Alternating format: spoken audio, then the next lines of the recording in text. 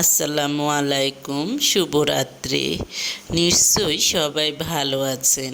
আলহামদুলিল্লাহ, আমিও ভালো আছি।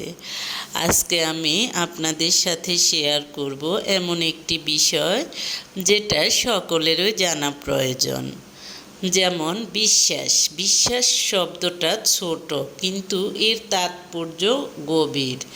এই বিশ্বাস দিয়েই আপন মানুষের সাথে, পরের সাথে, দূরের মানুষের সাথে মানুষের সম্পর্ক গড়ে ওঠে এবং এই সম্পর্ক হয় স্থায়ী।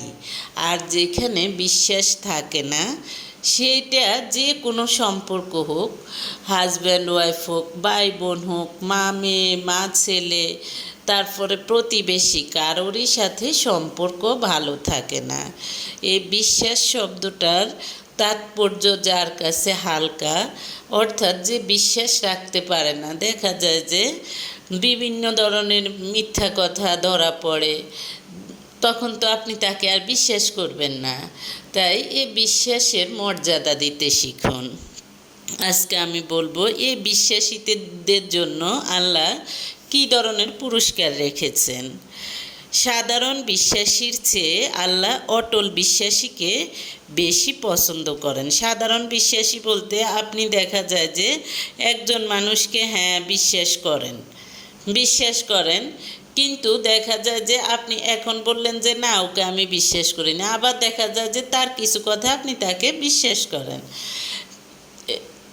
হ্যাঁ, কিন্তু একটা কথা আছে, আপনার সাথে দেখা যায় যে কোনো মানুষের যদি একবার কোনো প্রতারণা ধরা পড়ে বা মিথ্যা কথা ধরা পড়ে, তাহলে আপনার তার প্রতি আস্থা চলে যায়, তখন আপনার বিশ্বাসটা নষ্ট হয়ে যায়।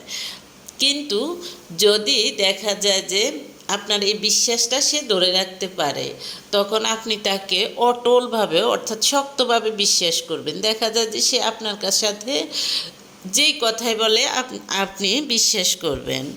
তাই সাধারণ বিশ্বাসীর চেয়ে আল্লাহ অটল বিশ্বাসীকে বেশি পছন্দ করেন। তাই সাহস নিয়ে প্রতিটি কল্যাণকর কাজে ঝাঁপিয়ে পড়ো। আল্লাহর কাছে কোনো কিছু পাওয়ার জন্য বিরামহীনভাবে লেগে থাকতে হবে। আল্লাহর সাথে যে বিশ্বাস রাখে আল্লাহর উপর, আল্লাহ তাকে সকল প্রকার পুরস্কার, ধীরে ধীরে হোক, কিন্তু সকল প্রকার পুরস্কার আল্লাহ দিবেন। তবে সেটার জন্য বিরামহীনভাবে লেগে থাকতে হবে। তাই নিজের উপর বিশ্বাস রাখো, কখনো হাল ছেড়ে দিও না। কোনো বিপদ মুসিবত আসলে বলো না যে যদি এটা না করতাম তাহলে এ বিপদ হতো না। কারণ এই যদি শব্দটি হলো বিভ্রান্তির দরজা খুলে দেয়। বিভ্রান্তি বলতে, তুমি যদি আল্লাহকে বিশ্বাস করো, তাহলে তুমি মনে করবে যে তোমার খারাপ হোক, আল্লাহ যা করে সেটাই তোমার ভালোর জন্য করেছে। খারাপ হোক ভালো হোক, যাই করে ভালোর জন্যই করে।